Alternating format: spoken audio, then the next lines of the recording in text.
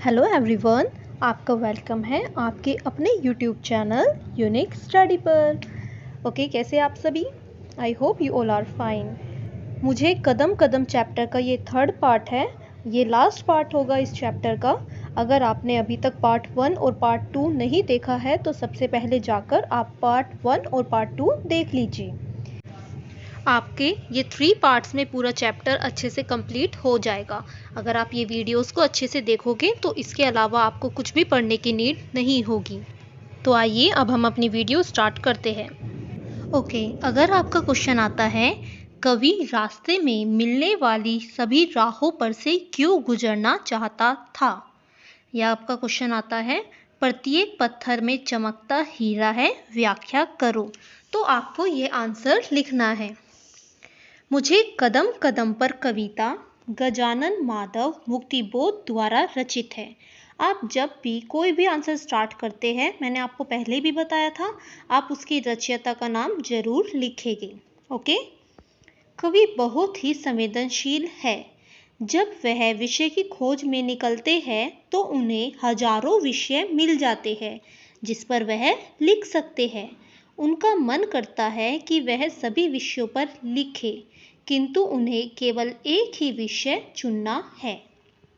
वह इन सभी विषयों की गहराई में जाना चाहता है ताकि विषय की आंतरिक वास्तविकता का पता चल सके। लेखक क्या करते हैं, उनके पास लिखने के लिए तो बहुत सारे विषय हैं और उन विषयों के बहुत सारे उप विषय भी हैं।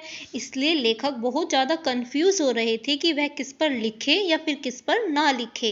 लेकिन वह चाहते थे कि वह हर विषय, उनके सामने जितने भी टॉपिक्स हैं वो उन सबको ध्यान से पढ़े, उनके बारे में जाने, क्योंकि उनको नहीं पता है कि किस विषय के अंदर क्या रियलिटी है, क्या बात छुपी हुई है, उन्हें किस विषय पर लिखना चाहिए। तो इसलिए वो चाहते थे कि वह हर विषय की गहराई में जाकर पता करे कि कौन सा विषय लिखने के लिए ठीक है या कौन सा विषय लिखने के लिए ठीक नहीं है। क्योंकि ऊपर से तो सभी विषय एक जैसे दिखाई देते हैं, लेकिन जरूरी नहीं है कि वो विषय इम्पोर्टेंट हो। इसलिए वह सभी विषयों को ध्यान से सुनते हैं और देखते हैं। लेकिन इतने सारे विषयों को देखकर कवि भ्रम में पड़ जाते हैं कि साधारण सा दिखाई देने वाला पत्थर कहीं चमकता हीरा तो नहीं है। अगर आपका क्वेश्चन आता है कि प्रत्येक पत्थर में चमकता हीरा है, व्याख्या करो, तब भी आपको यही आंसर लिखना है। कवि भ्रम में पड़ जाते हैं कि कहीं साधारण सा दिखाई देने वाला पत्थर कहीं चमकता हीरा तो नहीं है, क्योंकि साधारण से दिखाई देने वाली समस्या कभी कभी विकराल रूप भी धारण कर लेती है। इसलिए कवि को साधारण सी बात भी विशेष नजर आती है। कवि कंफ्यूज हो जाते हैं कि उन्हें किस समस्या पर लिखना चाहिए, क्योंकि कभी क्या होता है कि अगर कोई छोटी सी भी प्रॉब्लम है तो वो कभी ना कभी एक विकराल रूप धारण ना कर ले। इस बात को सोचकर कवि कंफ्यूज हो जाते हैं कि इस विषय पर लिखना चाहिए या नहीं, क्योंकि छोटी से छोटी प्रॉब्लम क्या पता कब विकराल रूप धारण कर ले। इसलिए ही कवि को कोई छोटी सी बात या साधारण सी बात भी विशेष नजर आती है।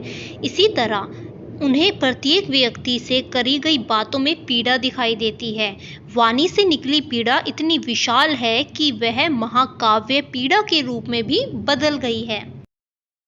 देखिए, इस आंसर से एक और क्वेश्चन बनेगा, वाणी से निकली पीड़ा इतनी विशाल है कि वह महाकाव्य पीड़ा के रूप में बदल गई है, व्याख्या करें। तो आपको यही आंसर लिखना है, क्योंकि जब कवि सब लोगों के पास जाकर उनकी प्रॉब्लम को सुनते हैं, उनकी प्रॉब्लम्स को देखते हैं, तो वो ये सोचते हैं इन सब की प्रॉब्लम तो बहुत ज़्यादा बड़ी है, ये तो एक महाकाव्य पीड़ा के रूप में इनकी प्रॉब्लम बदल चुकी है। वो सभी लोगों के पास जाकर उनके विषयों को सुनते हैं, उनकी परेशानियों को सुनते हैं। तो इसलिए ही कवि कहते हैं कि वाणी से निकली पीड़ा इतनी विशाल है कि वह महाकाव्य पीड़ा के रूप में बदल गई है। जब कवि बहुत सारी राहों से गुजरकर विभिन्न विषय इकट्ठा करते हैं तो उनके पास इतनी सारी सामग्री इकट्ठी हो जाती है जिस पर कि वह एक उपन्यास भी लिख सकते हैं। आप सभी बच्चे, अगर आपको ये वीडियो अच्छी लग रही है तो प्लीज़ वीडियो को लाइक करना और शेयर करना मत भूलिएगा। ओके, आगे देखते हैं। कि कवि के पास इतनी सारे विषय हो चुके थे इकट्ठे, उनके पास बहुत सारी सामग्री इकट्ठी हो चुकी थी जिस पर कि वह उपन्यास भी लिख सकते थे। जब कवि लोगों के पास जाते हैं, उनकी प्रॉब्लम्स को सुनते हैं, तो जब वो सुनते हैं तो उनके पास इतनी सारी प्रॉब्लम्स उन लोगों की इकट्ठी हो जाती है कि वो अब कंफ्यूज हो चुके थे पूरे टोटली तरीके से कि वह किस पर लिखे। उनके अनेक विषय थे, जैसे कि कुछ विषय आपके सामने हैं, देखिए। इन विषयों में कहीं दुख की कथाएं, अनेक प्रकार की शिकायतें, लोगों के अहंकार से उपजी समस्याएं और कहीं प्यार की बातें हैं। तो कवि देखते हैं कि समाज के लोग आपसी भेदभाव आदि के कारण भी किसी न किसी प्रकार से एक दूसरे से दुखी है। और अब इन सभी समस्याओं ने, इन सभी दुखों ने कवि के पास इकट्ठे होकर एक कथाओं का रूप भी धारण कर लिया है। कवि के पास इकट्ठे होकर इन दुखों ने कथाओं का रूप धारण कर लिया है और लोगों के एक दूसरे के प्रति या सरकार आदि के प्रति अनेक शिकायतें हैं जो उनके दुख का कारण बनी हुई है। कवि इन सभी समस्याओं में से किसी एक विषय पर लिखना चाहता है। कवि सारी प्रॉब्लम्स को ध्यान में रखकर किसी एक विषय पर लिखना चाहता था जो कि जनता को जागरूक कर सके, उन्हें प्रेरित कर सके। क्योंकि बहुत सारे विषय ऐसे होते हैं जिस पर हम लिख सकते हैं, लेकिन अगर वो जनता को जागरूक ना करे, उन्हें प्रेरित ना करे, तो क्या फ़ायदा ऐसे लिखने का, राइट? तो इसलिए कवि सोचते हैं कि उन्हें किसी ऐसे विषय पर लिखना है, किसी ऐसी समस्या को उठाकर उसके ऊपर लिखना है जो कि जनता को जागरूक कर सके, जनता को प्रेरित कर सके। किंतु कवि को यही तो बात समझ नहीं आ रही थी कि वह किस विषय पर लिखे। कवि के पास विषयों की संख्या तो बहुत ही ज़्यादा है, लेकिन समस्या केवल सही और उपयुक्त चुनाव की है। क्या समस्या है? सही और उपयुक्त चुनाव की। कवि के सामने बस यही समस्या थी। अगर आपने पार्ट फर्स्ट और सेकंड नहीं देखा है तो सभी बच्चे पहले जाकर पार्ट फर्स्ट और सेकंड को भी अच्छे से देख लेंगे, क्योंकि ये 3 पार्ट्स है जिसमें कि हमारा पूरा चैप्टर कंप्लीट हो जाएगा। और मैंने टेलीग्राम की लिंक भी डिस्क्रिप्शन में शेयर की है।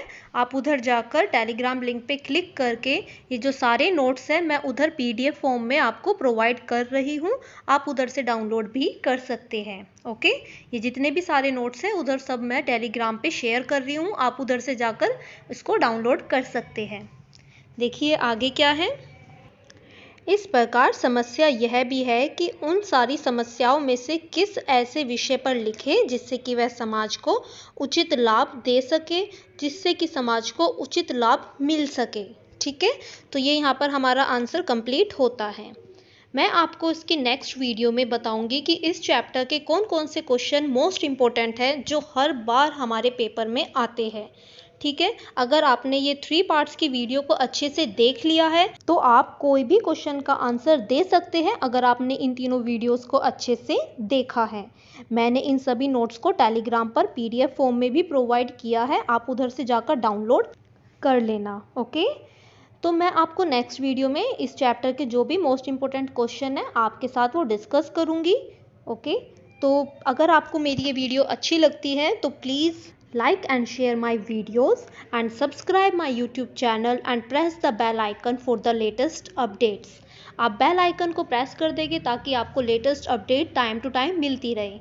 Okay, bye everyone, have a nice day.